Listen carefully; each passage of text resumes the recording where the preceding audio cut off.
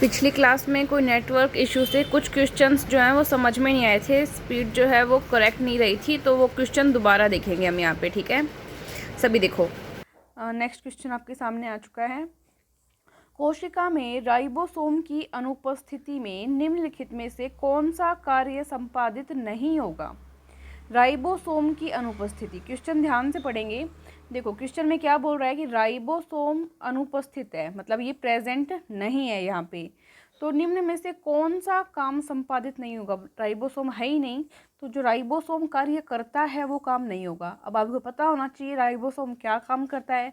तो आपको पता है राइबोसोम जो है वो प्रोटीन संश्लेषण का कार्य करता है। तो यहाँ पे ऑप्शन लगाते हैं हम, देखिए।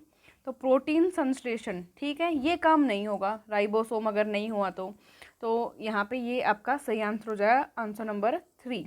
ठीक है, अब थोड़ा सा कुछ इंपॉर्टेंट क्वेश्चन बनता है, उस इंपॉर्टेंट क्वेश्चन को हम कवर करें तो मैं आपको बता देती हूँ। लिखती हूँ मैं यहाँ पे कि राइबोसोम जो है, राइबोसोम की जो खोज हुई वो 1950 में हुई। दिख रहा है ना आप सभी को? राइबोसोम की खोज कब हुई? 1950 में हुई। एक वैज्ञानिक थे जिनका नाम था जॉर्ज पेलेट। क्या नाम था? George Palade. मैं लिख रही हूँ, वो दिख रहा है क्या सभी को? George pellet.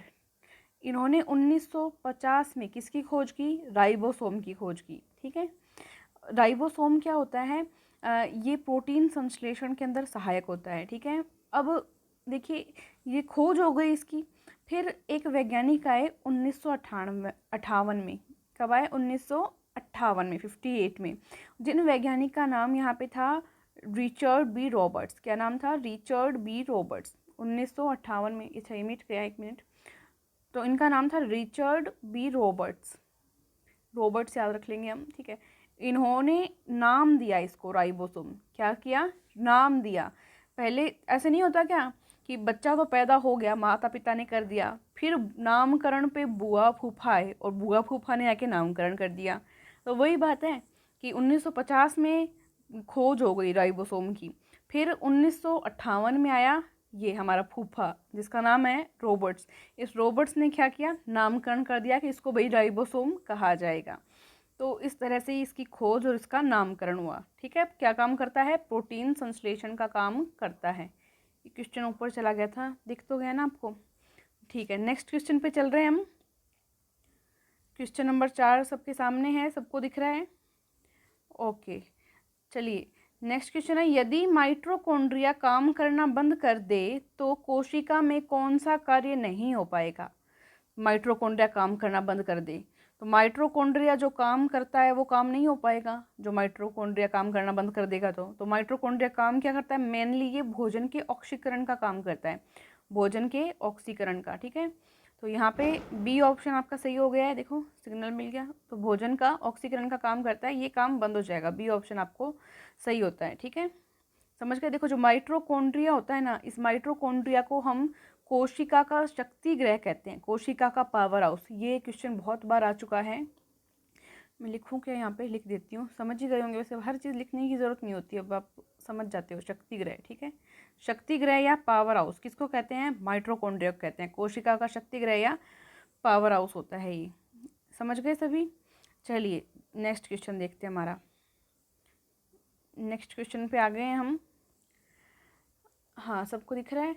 कोशिका का ऊर्जा ग्रह पावर हाउस किसको कहा जाता है? ये तो अभी मैंने बताया ही था आपको कि माइटोकॉन्ड्रिया को कहते हैं, तो सी ऑप्शन यहाँ पे आपका सही हो गया। ठीक है, अब थोड़ी सी माइटोकॉन्ड्रिया की बात करें तो ये क्वेश्चन भी आता है कि माइटोकॉन्ड्रिया की खोज किसने की और कब की? तो खोज हुई इसकी 1886 में। कब हुई? 1886 में। 1886 में किसने की? अब पूछे तो अल्टमान ने की। क्या नाम है? अल्टमान। अल्टमान नाम के वैज्ञानिक थे, इन्होंने की। कब की? 1886 में की। किसने की? अल्टमान ने की। ठीक है, किसकी खोज की? माइटोकॉन्ड्रिया की खोज की। तो ये हो गया यहाँ पे। अब देखो ऐसे भी पूछा जाता है कि माइटोकॉन्ड्रिया में जो ऊर्जा बनती है वो किस फॉर्म में बनती है, किस रूप में बनती है? तो माइटोकॉन्ड्रिया में जो ऊर्जा बनती है वो एटीपी, एटीपी की फॉर्म में बनती है। किस फॉर्म में? एटीपी की फॉर्म में बनती है। कैसे बनती है? तो जो कार्बोहाइड्रेट होता है उस कार्बोहाइड्रेट का ऑक्सीकरण होता है, ऑक्सीडेशन होता है जिसको हम इंग्लिश में बोलते हैं। तो कार्बोहाइड्रेट का ऑक्सीकरण होता है तो ऊर्जा बनती है। वो ऊर्जा बनती है एटीपी की फॉर्म में। ये कार्य कौन करता है? माइटोकॉन्ड्रिया करता है, ठीक है। और इसकी खोज किसने की? अल्टमान ने की। कब की? 1886 में की, ठीक है। मेरा लिखा हुआ अभी सब कुछ शो हो रहा है ना, एक बार बता दें। हाँ चलो ठीक है, नेक्स्ट क्वेश्चन पे चलते हैं हमारे। क्वेश्चन 6, निम्नलिखित में से कौन सबसे बड़ा कोशिकांग है? सबसे बड़ा कोशिकांग बताना है। कोशिका का अंग सबसे बड़ा कौन सा है? गुणसूत्र, माइटोकॉन्ड्रिया, प्लास्टिड या गोल्जिकाएं? यहाँ पे आपका सही जवाब हो जाएगा प्लास्टिड, ठीक है। अब प्लास्टिड आपका ये सही जवाब हो गया है। देखो थोड़ी सी अगर हम बात करें तो प्लास्टिड जो वर्ड आया है ये किस वैज्ञानिक ने दिया है, ये एक बार पूछा गया है। तो ये हैकेल के द्वारा दिया गया है। क्या वैज्ञानिक का नाम है? हैकेल। ये थोड़ा सा स्क्रीन पे लिखने में दिक्कत होती है पर आप समझ जाएंगे। हैकेल के द्वारा दिया गया है, ठीक है। हैकेल ने क्या नाम दिया? प्लास्टिड नाम दिया। ये क्या होता है? इस पर डबल लेयर होती है, इस तरह से इस पर क्या होती है? डबल लेयर होती है। और ये डबल लेयर का एक कोशिकांग होता है। ये केवल पादप कोशिकाओं में पाया जाता है। कौन सी कोशिकाओं में पाया जाता है? ओनली पादप कोशिकाओं में पाया जाता है, जो प्लांट सेल्स होती हैं, ठीक है, उनमें पाया जाता है। तो ये हो गया, हैकेल ने नाम दे दिया। अब देखो इसके बाद में क्या हुआ। इसके बाद में एक वैज्ञानिक और आया जिसका नाम क्या था? शिम्पर। क्या नाम था? ये नाम थोड़े से हार्ड रहते हैं पर 3-4 बार पढ़ेंगे तो आराम से याद हो जाएंगे। क्या नाम है? शिम्पर। शिम्पर ने क्या कहा कि ये जो प्लास्टिड है, इस प्लास्टिड को मैं नया नाम दूंगा। क्या नाम दूंगा? क्लोरोप्लास्ट। क्या नाम दे दिया? क्लोरोप्लास्ट। किसने दिया? शिम्पर ने। क्या नाम दिया? यहाँ लिख रही हूँ, क्लोरोप्लास्ट। समझ गए? पूरा लिखा नहीं जा रहा, समझ जाना। क्लोरोप्लास्ट नाम दिया। किसने दिया? शिम्पर ने, ठीक है। तो ये क्लोरोप्लास्ट नाम दे दिया। अब कई बार ये भी क्वेश्चन आया है कि क्लोरोप्लास्ट जो हैं वो कितने प्रकार के हैं? क्लोरोप्लास्ट कितने प्रकार के हैं? तो क्लोरोप्लास्ट जो होते हैं वो 3 प्रकार के होते हैं। कितने प्रकार के होते हैं? 3 प्रकार के। जिसमें पहला होता है, मैं अब लिखूंगी नहीं, नाम बोलूंगी, आप लोग समझ जाना। ल्यूकोप्लास्ट, दूसरा होता है क्रोमोप्लास्ट और तीसरा होता है क्लोरोप्लास्ट। ल्यूकोप्लास्ट, क्रोमोप्लास्ट और क्लोरोप्लास्ट, ठीक है। नेक्स्ट चलते हैं। नेक्स्ट क्वेश्चन आ गया आपके सामने। कोशिका में प्रोटीन संश्लेषण कहाँ होता है? प्रोटीन का संश्लेषण, ये क्वेश्चन तो पीछे भी आ गया है। तो कोशिका में प्रोटीन का संश्लेषण जो है वो राइबोसोम में होता है। किस में होता है?